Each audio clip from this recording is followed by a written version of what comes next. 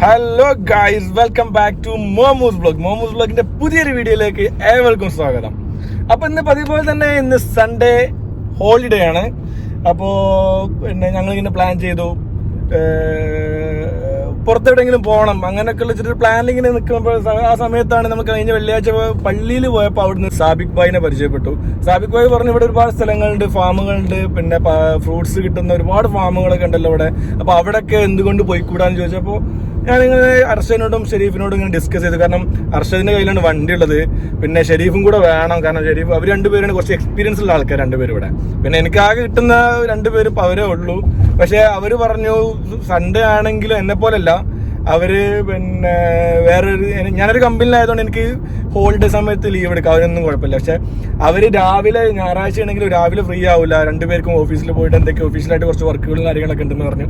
അപ്പൊ അതുകൊണ്ട് തന്നെ ഇപ്പൊ ഏകദേശം 3 മണിയോളായി. ഇപ്പൊ 3 മണി ആയിട്ടുണ്ട് ഞങ്ങൾ പുറത്തിറങ്ങി. അപ്പൊ അതുവരെ അവര് രണ്ടുപേരും തിരക്കിലായിരുന്നു.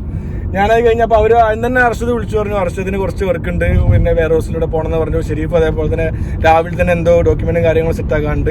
അത് കഴിഞ്ഞ് നമുക്ക് ഉച്ചയ്ക്ക് ശേഷം ഭക്ഷണം കഴിച്ചിട്ട് പുറത്തിറങ്ങാന്ന് പറഞ്ഞിട്ടുണ്ടായിരുന്നു. അപ്പൊ ഏകദേശം ഞാൻ വെയിറ്റ് ചെയ്തു ഗൈസ് 3 മണി വരെ എത്തി. ഇപ്പൊ നേരം 3:15 ഞങ്ങളിപ്പോ പോയിക്കൊണ്ടിരിക്കുകയാണ്. ഇപ്പോഴാണ് അർഷദ് അതായത് ഒരു 1/4 മണിക്കൂർ മുന്നാണ് അർഷദ് വണ്ടി കൊണ്ട് വന്നത്. അപ്പൊ ഞങ്ങളിതാ പിന്നെ അത്തിപ്പഴത്തിന്റെ തോട്ടത്തിലേക്ക് പോയിക്കൊണ്ടിരിക്കുകയാണ്. ഓക്കെ, അർഷദാണ് വണ്ടി ഓടിക്കുന്നത്, ഷെരീഫ് ഭായി ഉണ്ട് കൂടെ. അപ്പോ ബാക്കിയുള്ള വീഡിയോ ഒക്കെ നമ്മൾ അവിടെ വെച്ച് കാണിക്കുന്നതാണ്.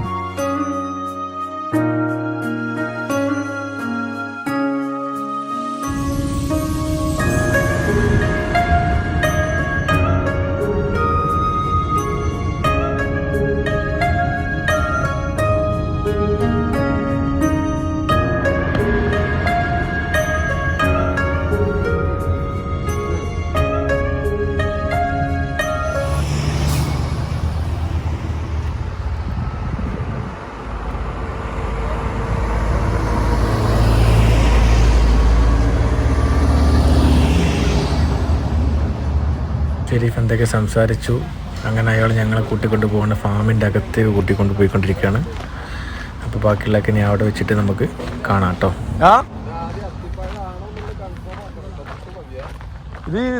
ഇതാടാ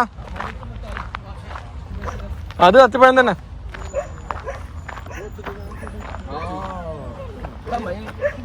കോളിഫ്ലവർ ആണെങ്കിൽ എടുത്തോ.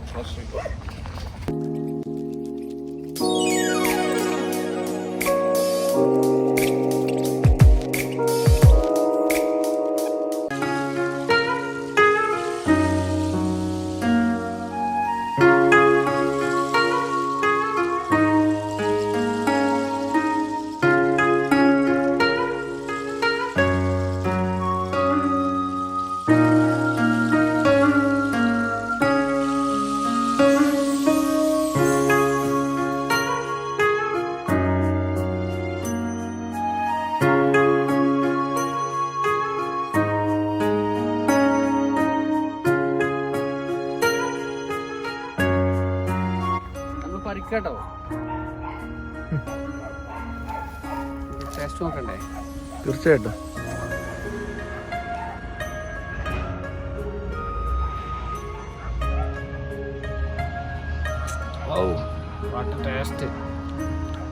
സൂപ്പർ അല്ലേ?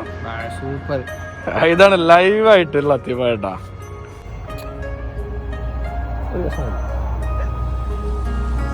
അത്തിപ്പഴട്ടോ അടിപൊളി.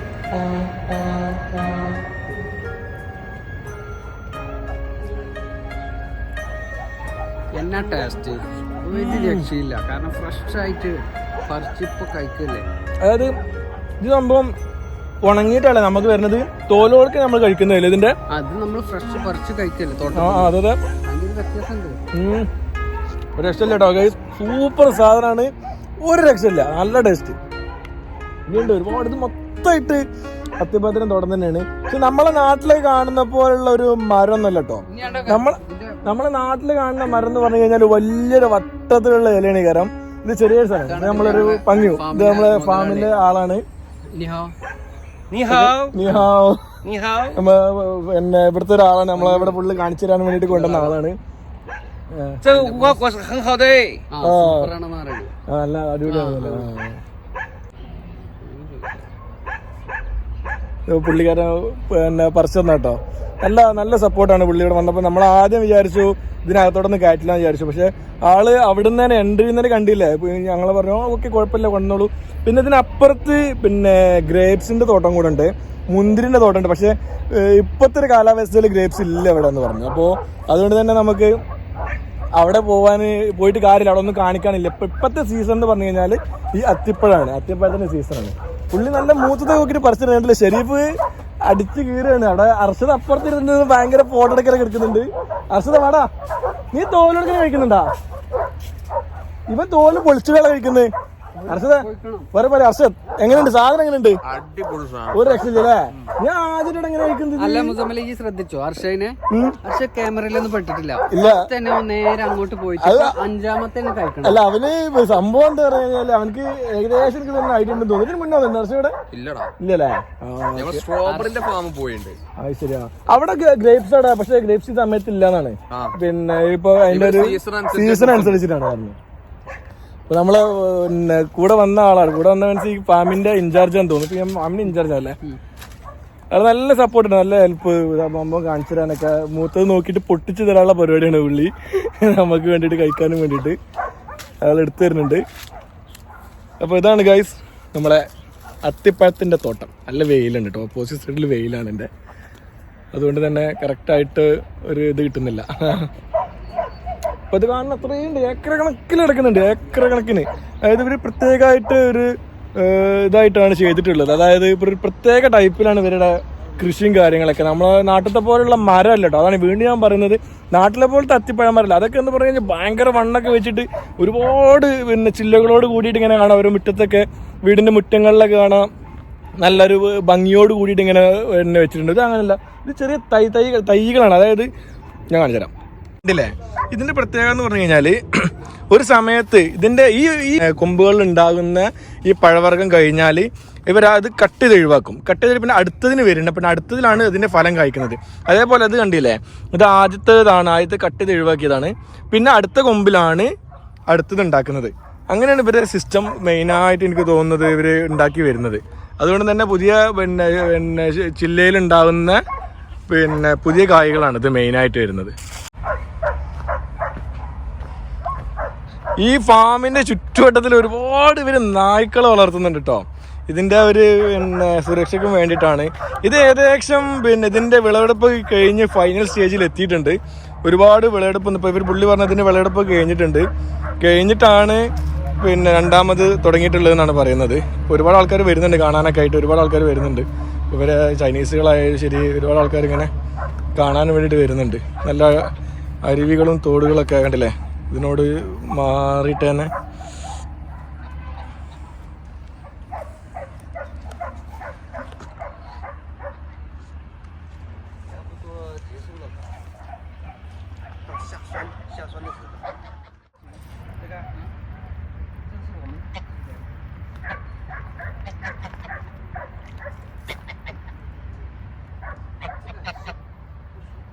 അപ്പോൾ പിന്നെ ഒരുപാട് നമ്മൾ പ്രതീക്ഷിച്ച ആ ഒരു രൂപത്തിൽ ഫാമിൽ ഇല്ല. കാരണം വിളവെടുപ്പൊക്കെ ഓൾറെഡി കഴിഞ്ഞിട്ടുണ്ട്. ഇപ്പോൾ ഇതുപോലെ തന്നെ ഇത് കാണുന്നുണ്ടില്ലേ, ഈ കാണുന്നത് മൊത്തം മുന്തിരിത്തോട്ടാണെന്നാണ് പറഞ്ഞത്. മുന്തിരിയുടെ ഫാമാണ്. പക്ഷെ ഇതിലൊക്കെ വിളവെടുപ്പ് കഴിഞ്ഞിട്ടുണ്ട്, വിളവെടുപ്പില്ല. പിന്നെ കാണുന്നുണ്ടില്ലേ നമ്മളെ നാട്ടിലെ നാടൻ ചേമ്പ് എന്ന് പറയില്ലേ, ചേമ്പാണത്, ചേമ്പുണ്ട്. പിന്നെ അതേപോലെ തന്നെ ഒരുപാട് വെജിറ്റബിളിൻ്റെ കൃഷി നടക്കുന്നുണ്ട് കേട്ടോ. കണ്ടില്ലേ, ഇത് പിന്നെ ഫ്ലവറാണ്, നമ്മുടെ കേബേജിയുടെ ഫ്ലവർ ഉണ്ട്. പിന്നെ അവിടെ തന്നെ ഒരുപാട് തരം ഇലവർഗ്ഗങ്ങൾ ചെയ്യുന്നുണ്ട്. ഒരു പക്ക ഒരു നല്ലൊരു ഗ്രാമം തന്നെ, ഒരു പക്ക നല്ല അടിപൊളി ഗ്രാമം, നല്ല കാണാൻ തന്നെ നമ്മളെ നാട്ടിലൊക്കെ വന്നിട്ട് ഇങ്ങനെ വയലിലൂടെ ഇങ്ങനെ നടക്കുന്ന ഒരു ഫീലിംഗ് ഒക്കെയാണ് വന്നിട്ടുണ്ടായിരുന്നത്. അത് പിന്നെ ഈ മുന്തിരിത്തോട്ടമാണ്. മുന്തിരിത്തോട്ടത്തിൽ പിന്നെ കാര്യമായിട്ടൊന്നുമില്ല, കാരണം മുന്തിരിത്തോട്ടം കഴിഞ്ഞിട്ടുണ്ട്, വിളവെടുപ്പ് കഴിഞ്ഞിട്ടുണ്ട്. ഇപ്പോൾ ഈ അത്തിപ്പഴത്തിൻ്റെ തോട്ടം കൊണ്ട് പറഞ്ഞ പോലെ തന്നെ മുന്തിരിത്തോട്ടത്തിൽ വിളവെടുപ്പ് കഴിഞ്ഞിട്ടുണ്ട്. ഇതൊക്കെയെന്ന് പറഞ്ഞാൽ ലീസിന് എടുക്കുന്നതാണ്. ഇവർ ലീസിന് എടുത്തിട്ട് അവർക്ക് ഒരു ടൈം, ഒരു ഡ്യൂറേഷൻ ഉണ്ട്. ആ ഒരു സമയത്ത് അവർ വിളവെടുപ്പ് കഴിഞ്ഞാൽ പിന്നെ അവരത് ഒഴിവാക്കി പോകും. അപ്പോൾ ആ ഒരു രീതിയിലേക്ക് എത്തിയിട്ടുണ്ട്. പക്ഷേ ഇതിൽ വീണ്ടും അതിൻ്റെ ഒരു സമയം, അതിൻ്റെ ഒരു സീസൺ എത്തിക്കഴിഞ്ഞാൽ വീണ്ടും ഫലം കായ്ക്കും. അതെനിക്ക് തോന്നുന്നു ഈ ഭൂമി ഉടമക്കായിരിക്കും കിട്ടുന്നത്. അപ്പോൾ ഇതാണ് ഇപ്പോൾ ഇന്ന് നമ്മൾ മെയിനായിട്ട് കാണിക്കാൻ വേണ്ടി വന്നത്. ഓക്കെ ഗൈസ്,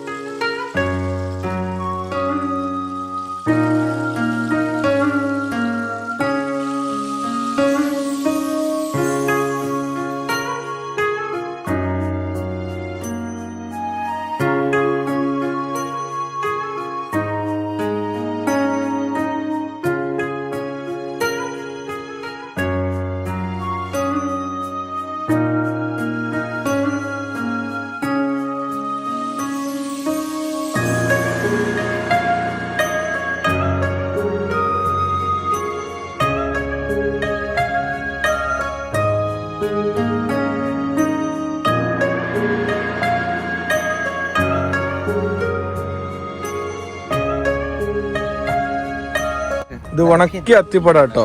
ഇപ്പൊ പുള്ളിക്കാരൻ തന്നാണ്. ഉണക്കി അടിപൊളി സാധനമാണ്, ചുക്കായിട്ടുണ്ട്. നമ്മളെ നാട്ടിൽ കിട്ടുന്ന പോലെ അവര് വേറെ രൂപത്തിലാണ്, അതിന്റെ ഒരു അളുക്കായിട്ട് വിൽക്കുന്നുണ്ട് അവര്.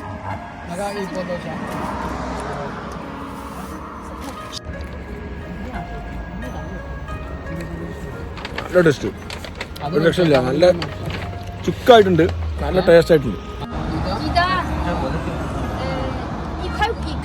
ഇതാ ഇതുവരെ തന്നെ പാക്കറ്റാക്കി വിൽക്കുന്നുണ്ട് കേട്ടോ, നല്ല ലൈവായിട്ട്,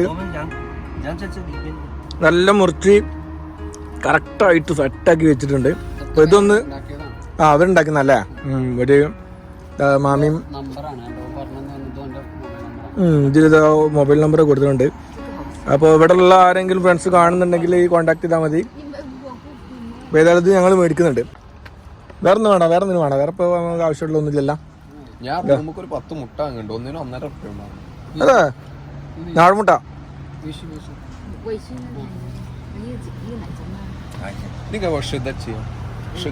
നല്ല നാടൻ കോഴിമുട്ട ഉണ്ട് കേട്ടോ. ഹർഷത്തിന് നാടൻ കോഴിമുട്ട വേണമെന്ന് പറഞ്ഞിട്ടുണ്ട്.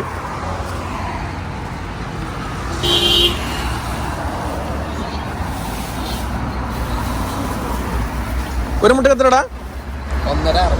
1.5 RMB. അതായത് ഒരു നാടൻ കോഴിമുട്ടക്ക് 1.5 RMB എന്ന് പറയുമ്പോൾ ഏകദേശം 15 രൂപ. ഒരു കോഴിമുട്ടക്ക് 15 രൂപ വെച്ചിട്ട് ഹർഷത്തിന് മേടിക്കാൻ പോവാണ്. പണം പുല്ലടേ എന്ന് പറഞ്ഞിട്ടാണ് അവന് മേടിക്കാൻ വേണ്ടി പോകുന്നത്. ഇത് കണ്ടില്ലേ, നമ്മളാ പോകുന്ന വഴിയിൽ കണ്ടല്ലോ, ഒരുപാട് കോഴിയുണ്ട്, അരണ്ണുണ്ട്, താറാവുണ്ട്, പിന്നെ അതിന്റെ കോഴിമുട്ടയാണ് ഇവർ വിൽക്കുന്നത്. അതേപോലെ തന്നെ ഇതാ കാണിച്ചുതരാം, നല്ല നാടൻ കോഴിക്കൾ ഇവർ വിൽക്കുന്നുണ്ട്. കണ്ടില്ലേ, നല്ല നാടൻ കോഴികൾ, നമ്മുടെ നാട്ടിൽ കാണുന്ന അതേപോലെ നാടൻ മുട്ടക്കോഴികളാണ്. കാര്യങ്ങളൊക്കെ എഴുതി വെച്ച് ബോർഡൊക്കെ എഴുതി വെച്ചിട്ടുണ്ട്. എന്താണ് എഴുതി വെച്ചതെന്നുള്ളത് മനസ്സിലായിട്ടില്ല. എന്തായാലും ഇത് വിൽപ്പനക്കുള്ളതാണ്. ഇതിൻ്റെ മുട്ടകൾ തന്നെയാണ്. 2 ചേക്കോഴി ഉണ്ട്, 3 പെടക്കോഴി ഉണ്ട്, നമ്മുടെ നാട്ടിലുള്ള അതേപോലെ തന്നെ. അതിൻ്റെ മുട്ടയാണ് അവർ വിൽക്കുന്നത്. അപ്പോൾ നല്ലൊരു പിന്നെ കാര്യങ്ങളാണ്. ശരിച്ചില്ല ഫാൻ, ബൈ ബൈ ബൈ. അപ്പോൾ ഞങ്ങൾ പോവട്ടെ, തിരിച്ച് പോവാണ്. ശീശേ അപ്പോൾ ഞങ്ങൾ പോവാണ്. അപ്പോൾ അവരൊക്കെ കാര്യങ്ങളൊക്കെ പറഞ്ഞ് സംസാരിച്ച് നന്നായിട്ട് ട്രീറ്റ് ചെയ്തിട്ട് അവർ നല്ല അടിപൊളിയായിട്ട് ട്രീറ്റ് ചെയ്തിട്ടുണ്ടായി. അപ്പോൾ അതുകൊണ്ട് തന്നെ നമ്മൾ അത്തിപ്പഴത്തിൻ്റെ ഒരു ഡ്രൈ ആയിട്ടുള്ള അത്തിപ്പഴത്തിൻ്റെ മേടിച്ചിട്ടുണ്ട് ചെരീഫിൻ്റെ കയ്യിൽ. പിന്നെ ഹർഷൻ്റെയൊക്കെ നാടൻ കോഴിമുട്ടി മേടിച്ചിട്ടുണ്ട്. അപ്പോൾ പിന്നെ ഇന്നത്തെ അത്തിപ്പഴത്തിൻ്റെ തോട്ടം കാര്യങ്ങളൊക്കെ കണ്ടു കഴിഞ്ഞ് ഞങ്ങൾ പുറത്തിറങ്ങി ഇനിയിപ്പോൾ വണ്ടിയിൽ തിരിച്ചു പോവുകയാണ്. കാരണം പിന്നെ ഇതിൻ്റെ ഓഫ് സീസണിലാണ് ഇപ്പോൾ ഞങ്ങൾ വന്നത്. അതാണ് ഇപ്പോൾ മെയിനായിട്ടുള്ളൊരു ഇഷ്യൂ. ഓഫ് സീസണിലായിരുന്നു. അതുകൊണ്ട് തന്നെ കറക്റ്റായിട്ട് പിന്നെ ഫലം ഇല്ലാത്തൊരു സമയത്താണ് ഞങ്ങൾ വന്നിട്ടുണ്ടായത്. എനിവേ എന്തായാലും അടിപൊളിയാണ്. ഇത് പുതിയൊരു എക്സ്പീരിയൻസ് ആണ്. ഇത് നല്ലൊരു എക്സ്പീരിയൻസ് ആയിരുന്നു. നേരത്തെ പറഞ്ഞ പോലെ തന്നെ നല്ലൊരു എക്സ്പീരിയൻസ് ആണ്. അപ്പോൾ ഓക്കെ ഗൈസ്, അടുത്തൊരു വീഡിയോ ആയിട്ട് ഞങ്ങൾ വീണ്ടും വരുന്നതാണ്. അപ്പോൾ അതുവരേക്കും ബൈ.